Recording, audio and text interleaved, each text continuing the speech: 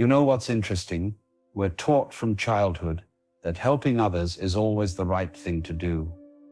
Be kind, be generous, lend a hand. But here's what nobody tells you. There are certain people in this world who will drain every ounce of energy from your soul if you try to help them. And the crazy part? You're probably helping at least one of them right now without even realizing it. Think about it. How many times have you bent over backwards for someone only to feel completely exhausted and unappreciated? How many times have you given your time, your energy, your resources to people who never changed, never improved, never even said thank you? Today we're going to talk about something most self-help gurus won't touch. The dark truth about certain types of people who you absolutely must stop trying to save. Because here's the thing. Your energy is finite. Your time is limited. And wasting it on the wrong people isn't just foolish. It's dangerous. Look, I get it. We all want to be good people. We want to make a difference. We want to believe that our kindness can transform lives. And sometimes it can. But there's a difference between genuine compassion and being a doormat. There's a difference between helping someone who wants to grow and enabling someone who wants to stay stuck. What we're going to explore today isn't about being cold or heartless. It's about understanding human nature at its deepest level. It's about recognizing patterns that have existed since the beginning of time, patterns that show us exactly which types of people will take everything you offer and leave you with nothing but regret. This isn't popular wisdom. This goes against everything society tells us. But it's truth, raw, uncomfortable truth. And by the end of this, you'll understand why protecting your energy from certain people isn't selfish. It's survival. Why good people get trapped helping the wrong people. Here's where most of us get it completely wrong. We think that if someone is struggling, they must want help. We assume that people who complain about their problems are looking for solutions. We believe that our good intentions alone can inspire change in others. But reality works differently. The truth is, some people are addicted to their problems. They've built their entire identity around being a victim, being broken, being the underdog. And when you try to help them, you're not saving them. You're actually enabling them to stay exactly where they are. Think about someone in your life right now. Maybe a friend who constantly complains about the same issues year after year, but never takes your advice. Maybe a family member who always has a crisis that only you can solve. Maybe a coworker who dumps their emotional baggage on you every single day. You've tried helping them, right? You've given advice. You've offered support. You've sacrificed your own peace of mind to be there for them. And what happened? Did they change? Or did they just come back with the same problems wearing a different mask? This is the trap, and it's destroying people who have genuinely good hearts. Because every hour you spend trying to fix someone who doesn't want to be fixed is an hour you're not spending on yourself, your growth, your own peace of mind. The real danger isn't just that you're wasting time, it's that these people will slowly drain your life force. They'll take your optimism and replace it with cynicism. They'll take your energy and leave you depleted. They'll take your compassion and teach you to resent the very act of helping others. And the worst part, they'll never see what they're doing to you. Because people who don't want to change are experts at justifying their own behavior while blaming everyone else for their problems. So let's get into it. Let's talk about the 7 types of dangerous people you must stop trying to help. Not because they're bad people, but because trying to save them will cost you everything. The 7 types of dangerous people you must not help. The professional victim. You know this person. Every conversation is about how unfair life has been to them, how everyone else has it easier, how the world is conspiring against them. They've got a story for everything. And in every story, they're the innocent victim of circumstances beyond their control. At first, you feel bad for them. You want to help. You offer suggestions, opportunities, connections. But here's what happens. Every solution you offer, they have a reason why it won't work. Every door you open, they find a way to close. Every time you try to lift them up, they pull you down with another sob story. The professional victim has mastered the art of helplessness. They've learned that playing the victim gets them attention, sympathy, and special treatment. Why would they give that up? Why would they take responsibility when being helpless works so well? Here's the brutal truth. The professional victim doesn't want solutions. They want an audience. They want someone to validate their story, that the world is unfair and they're powerless. And every time you try to help them, you're reinforcing that story. You might think you're being compassionate, but you're actually feeding their addiction to victimhood. You're teaching them that staying stuck gets them what they want, which is your attention and emotional energy. The professional victim will drain you dry. They'll call you at all hours with their latest crisis. They'll make you feel guilty if you're not available. They'll resent you if you're too happy because your happiness reminds them that change is possible, and that's threatening to their entire identity. Stop trying to save the professional victim. They don't want to be saved. They want to be pitied. And the moment you understand that, you can protect yourself from their endless drain on your energy. The chronic complainer who never acts. This is different from the professional victim, though they're cousins. The chronic complainer sees all their problems clearly. They can tell you exactly what's wrong with their job, their relationship, their life. They're not claiming to be powerless. They're just never going to do anything about it. Week after week, month after month, year after year, it's the same complaints. I hate my job. My partner doesn't appreciate me. I'm not where I want to be in life.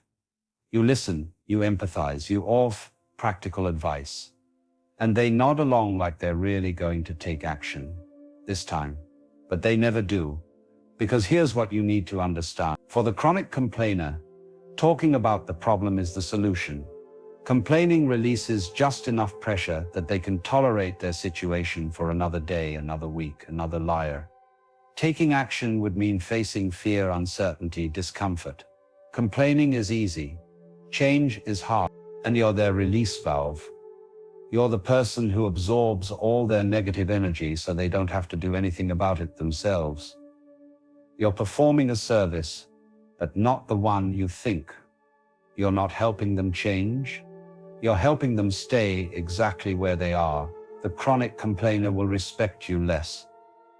The more you try to help them, deep down, they know they're using you. They know you're giving them something valuable and they're giving nothing in return. That creates guilt, and guilt often transforms into resentment. Ever notice how the people you help the most sometimes end up treating you the worst? That's why, if someone complains about the same thing more than 3 times without taking any action, stop engaging, stop offering advice, stop being their emotional dumping ground, because you can't want change for someone more than they want it for themselves. The energy vampire. This person might not even seem problematic at first. They're often charming, engaging, interesting to talk to. But after every interaction with them, you feel exhausted, drained, like someone sucked the life right out of you. The energy vampire feeds on your vitality. They monopolize conversations, making everything about them. They don't listen. They just wait for their turn to talk. They ask for your time, your attention, your emotional labor. But they never reciprocate. Everything flows one way, from you to them. What makes energy vampires dangerous is that they're often very good at making you feel special. They make you think you're the only one who understands them, the only one who can help them, the only one they can trust. And that feels good, doesn't it? Being needed like that. But it's a trap, because being needed by an energy vampire doesn't make you important. It makes you a resource to be extracted. And they'll extract until there's nothing left. The energy vampire doesn't respect boundaries. If you set a limit, they'll push it. If you say you're busy, they'll make you feel guilty. If you try to talk about your own problems, they'll somehow turn the conversation back to themselves within minutes. Here's how you recognize them. After spending time with this person, you need time to recover. You need to recharge. You might even start avoiding them, because interactions feel more like obligations than enjoyable experiences. And here's the thing about energy vampires. They're not going to change. This is who they are. They've probably been this way their whole lives. They might go to therapy, read self-help books, talk about growing as a person, but the fundamental dynamic never shifts. They take, you give, they drain, you deplete. You cannot help an energy vampire become less vampiric. The only thing you can do is remove yourself as a food source, set hard boundaries, limit contact, protect your energy like it's the most valuable resource you have, because it is. The manipulator, who uses guilt. This might be the most dangerous type of all because they're the hardest to recognize. The manipulator doesn't ask for help directly. They don't have to. They're masters at making you feel like you owe them something, like you're obligated to sacrifice for them, like you're a bad person if you don't help. They use guilt like a weapon.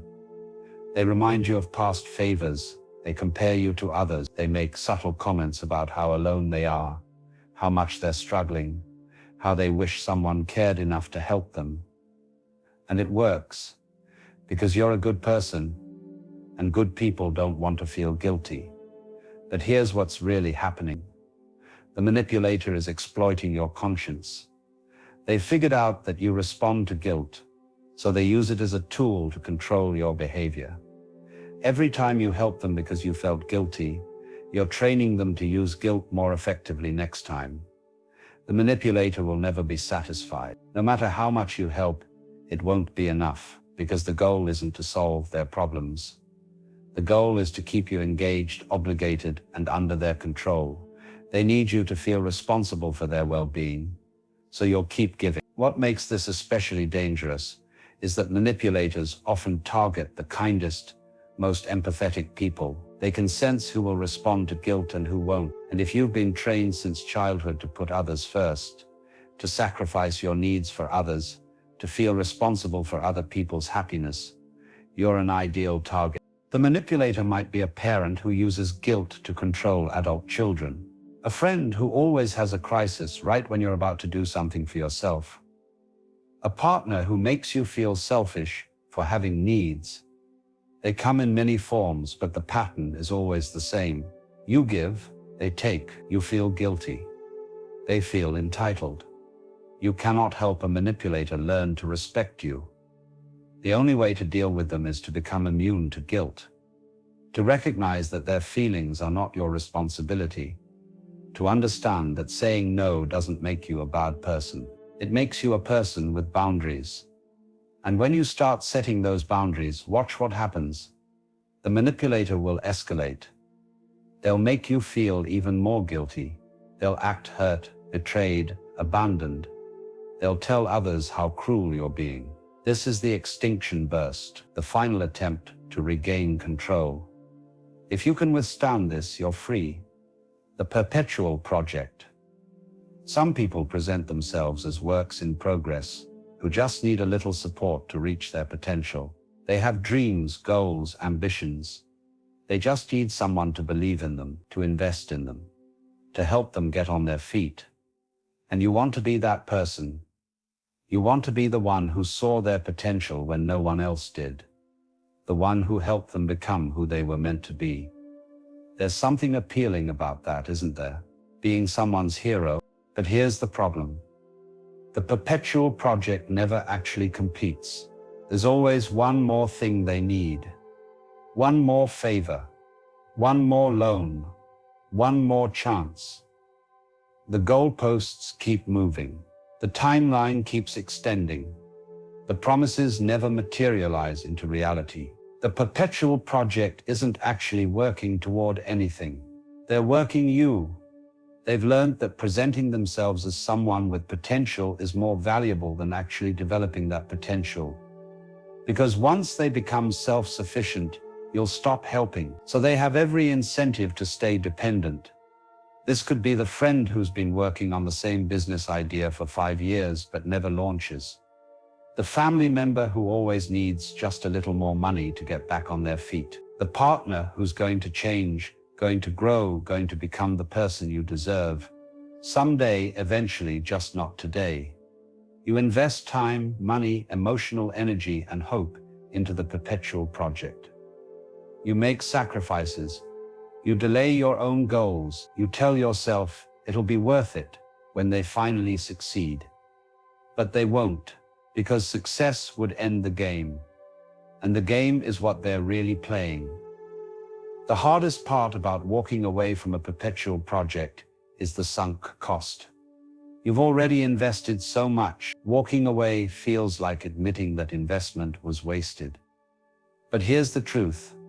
The investment was wasted the moment you made it, because it was never going to pay off. Walking away now just stops you from wasting more. You cannot help someone reach their potential if they don't want to do the work. And if they wanted to do the work, they would have done it by now. Stop being someone's backup plan. Stop being someone's safety net. Stop investing in people who won't invest in themselves. The drama addict. Life with the drama addict is never boring. There's always something happening, always a crisis, always chaos. At first, it might even seem exciting. There's intensity, passion, strong songs. But over time, you realize something. The drama never stops, because the drama addict doesn't want it to stop. Some people are literally addicted to drama the same way others are addicted to drugs. Drama creates an adrenaline rush. It makes them feel alive. It gives them something to focus on other than themselves. And most importantly, it puts them at the center of attention. Think about how you feel when something exciting or stressful happens. Your heart races. Your senses sharpen. You feel more alert, more present, more engaged with life. For the drama addict, this isn't an occasional experience. It's a requirement. Without drama, they feel empty, bored, disconnected from themselves and the world around them. The drama addict will pull you into their chaos if you let them. They'll have fights that need mediating, emergencies that require immediate attention, conflicts that demand you choose sides. And if you try to help them create peace, they'll resist, because peace is boring. Peace doesn't generate the thankful rush they crave. You'll notice a pattern with these people. Just when things seem to be calming down, just when life seems to be getting stable, something explodes, a new conflict emerges, a relationship implodes, a crisis appears out of nowhere, and they'll tell you they don't understand why these things keep happening to them. But if you step back and look at the bigger picture, you'll see that they're always at the center of every storm. What you need to understand is that the drama addict creates their own problems. They might not do it consciously, but they do it consistently. They pick fights, they make poor decisions, they burn bridges, and then they come to you to help clean up the mess. Until they create the next one, watch how they communicate. They escalate situations that could be resolved calmly. They interpret neutral comments as attacks. They turn minor disagreements into major conflicts. They read into things that aren't there. They create stories about what people really meant, what people are really thinking, what people are secretly planning. And these stories always lead to drama. The drama addict has a talent for finding problems where none exist.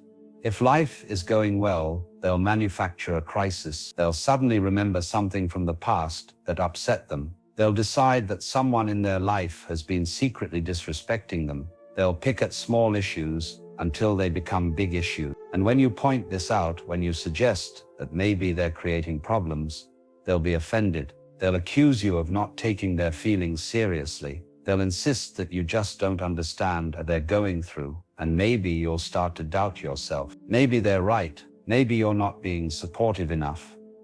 But you are being supportive. You've been supportive through countless crises. You've dropped everything to help them. You've listened to hours of complaints. You've mediated their conflicts. You've given advice they never take. You've been there through every manufactured emergency. And what has it gotten you? More drama, because that's what they want. That's what they need. You cannot help the drama addict find peace. because they don't want peace. They want chaos with a sympathetic audience. And every time you help them, you're enabling the pattern to continue. Here's something else you need to know about drama addicts. They collect grievances like some people collect stamps. Every slight, every disappointment, every moment someone didn't meet their expectations gets catalogued and stored away, and these grievances become ammunition for future drama. They'll bring up things from years ago. They'll remember exact words you said in a heated moment. They'll keep score of every time they felt wrong, and they'll use all of this to justify their current crisis, to prove that their dramatic reaction is warranted, that they're not overreacting, that everyone else is the problem. The drama addict will eventually turn their drama toward you. When you've served your purpose as audience and supporter, you'll become a character in their story. Probably the villain, because drama addicts need villains to justify their chaos. This is the most painful part of dealing with a drama addict. You think you're building a friendship or a relationship based on support and care, but you're actually just playing a role in their drama. And when that role changes, when you stop being the sympathetic listener and start setting boundaries, you become the enemy. Suddenly, you're the one who betrayed them. You're the one who doesn't care. You're the one who was never really there for them. And they'll tell everyone who will listen about how you wronged them, conveniently forgetting all the times you showed up, all the sacrifices you made, all the drama you absorbed. Distance yourself from the drama addict. Don't engage with their crises. Don't offer solutions. Don't take sides in their conflicts. Let them create drama for an audience of none, and watch how quickly they either change or move on to someone else. This is hard because drama addicts are often very good at pulling you back in. They know exactly what to say to trigger your sympathy. They know how to make you feel guilty for not helping. They know how to frame their latest crisis in a way that makes it seem like this time is different, this time is real, this time they really need you. But it's never different. It's the same pattern wearing a new mask. And the only way to break free is to stop participating, stop being their audience, stop validating their drama, stop giving them the attention they crave. When you do this, one of two things will happen. Either they'll find someone else to perform for, or they'll be forced to face the emptiness that the drama was covering up. And maybe, just maybe, they'll start to change. But that's not your responsibility. Your responsibility is to protect your own peace. The taker who never gives. This last type seems obvious, but they're everywhere, and we still fall for it. The taker is simple to understand. They take, they don't give. The relationship is completely one-sided, and they're fine with that. What makes this so insidious is that takers are often very charming at first. They have to be. That's how they get you to start giving in the first place. They'll be friendly, engaging, maybe even seem generous in small, showy ways. But when you really need them, when you actually ask for help, when the tables turn and you're the one who needs support, they're nowhere to be found. The taker will accept your help, your time, your resources, but they'll never be there when you need them. They'll borrow, but never repay. They'll ask for favors, but never offer them. They'll show up when they need something and disappear when they don't. And here's the crazy part. They won't even feel bad about it. You'll sit there questioning yourself, wondering if you're remembering things wrong, wondering if maybe you're being too demanding, wondering if you're the problem, but you're not. The taker is the problem. And the reason you're confused is because the imbalance happened gradually. It started with small requests. Can you help me move this weekend? Can you lend me some money until payday? Can you pick me up from the airport? And you said yes, because you're a helpful person, because you care, because that's what friends do. But then it kept happening. The requests got bigger. The payback never came. The reciprocity you expected never materialized. And now you're in deep, feeling more like a resource than a friend, more like a service provider than a partner, more like a parent than an equal. What makes takers dangerous isn't just that they take, it's that they make you feel like it's your fault for expecting reciprocity. They act like you're being selfish for wanting balance in the relationship. They make you feel guilty for keeping score, as if wanting mutual respect and care is somehow petty. But this is manipulation. This is how they justify their behavior and keep you trapped in the one-sided dynamic. Here's the truth that nobody wants to admit. Healthy relationships do have balance, not transaction for transaction, but an overall sense that both people are invested, both people care, both people give. You don't need to keep a spreadsheet. You don't need to track every favor, but there should be a general feeling that the relationship flows both ways, that when you need something, the other person will show up the same way you show up for them, that your needs matter as much as theirs, that you're not constantly giving while they're constantly taking. The taker disrupts that balance and then gaslights you into thinking the problem is your expectation of balance, not their refusal to give. Think about the last time you asked the taker for help. Really needed help, not just a small favor, but something significant. What happened? Did they show up? Did they make excuses?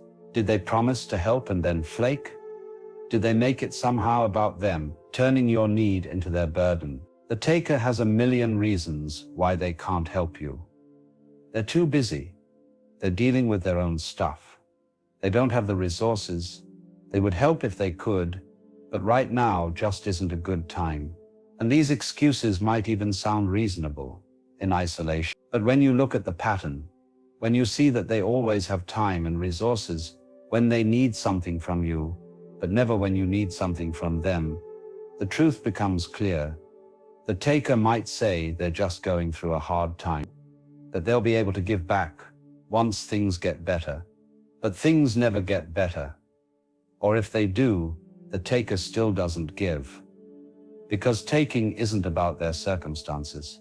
It's about their character. This is crucial to understand. You might think you're helping someone through a rough patch, that once they get back on their feet, they'll remember how you were there for them and they'll want to reciprocate. But with a true taker, that day never comes, because their life philosophy is fundamentally different from yours. You believe in mutual support. They believe in getting what they can from whoever is willing to give it. You see relationships as partnerships. They see relationships as opportunities for extraction. The taker operates from a place of entitlement. They genuinely believe they deserve your help. They don't see themselves as taking, they see themselves as accepting what's rightfully theirs. And this entitlement makes them blind to the imbalance. They don't notice that they only call when they need something. They don't register that you've helped them dozens of times while they've helped you never. They don't see the exhaustion on your face or the frustration in your voice. Or if they do see it, they interpret it as you being difficult, moody, unreliable. Because in their mind, you exist to serve their needs. That's your role. And when you fail to fulfill that role enthusiastically, you're the problem. You cannot help a taker become a giver. Giving and taking are fundamental orientations toward relationships. Some people are wired to give, some to take, most to balance. The taker has shown you who they are. Believe them. This isn't pessimistic. This is realistic. Could a taker change? Maybe, theoretically, with years of therapy and genuine self-reflection and a real desire to grow. But they're not going to change because you keep giving to them. In fact, your giving actually reinforces their taking. It teaches them that their approach works, that they can get what they need without having to give anything back. That people will tolerate being used if you're charming enough or needy enough or make them feel guilty enough. Stop giving to people who only take. Stop waiting for them to suddenly become generous. Stop making excuses for their behavior. Stop telling yourself that maybe next time will be different. Stop hoping that if you just give a little more, help a little more, sacrifice a little more, they'll finally see your value and start reciprocating. They won't. The taker will drain you of everything you have and feel no guilt about it. They'll move on to the next person who's willing to give, and they'll barely remember your name. Protect yourself. Your time, your energy, your resources, your emotional labor are all valuable. Stop giving them away to people who don't appreciate them. Stop letting takers convince you that expecting reciprocity makes you selfish. It doesn't. It makes you someone who understands their own worth. And that's exactly what the taker doesn't want you to realize. Here's the moment of truth. When you start recognizing these 7 types of dangerous people and you begin to distance yourself, to set boundaries, to protect your energy, something profound happens. At first, you feel guilty. You feel selfish. You feel like you're abandoning people who need you. This is normal. This is your compassion fighting against your wisdom, your heart arguing with your mind. But if you push through that discomfort, if you maintain your boundaries despite the guilt, something shifts. You start to notice that you have energy again, time again, peace again. The constant drain stops. The endless obligations lift. The emotional weight you've been carrying gets lighter. And then you realize something that changes everything. The people you stopped helping, they're fine. They found someone else to help them. Or they didn't, and they're still exactly where they were, which proves they never wanted to change in the first place. Your help wasn't actually helping, it was enabling. This is the awakening, the moment you understand that protecting your energy isn't selfish, it's essential. That you can't pour from an empty cup. That helping the wrong people doesn't make you good, it makes you depleted. You also start to notice who the right people to help are. The people who are genuinely trying to grow, who take your advice and act on it, who respect your time and energy, who appreciate your help and find ways to give back. These people exist, but you couldn't see them before because all your energy was going to the wrong people. The truth is, most people don't want to be saved. They want to be comfortable. And if you're making them comfortable in their dysfunction, you're not helping them, you're hurting them. Real help sometimes looks like walking away.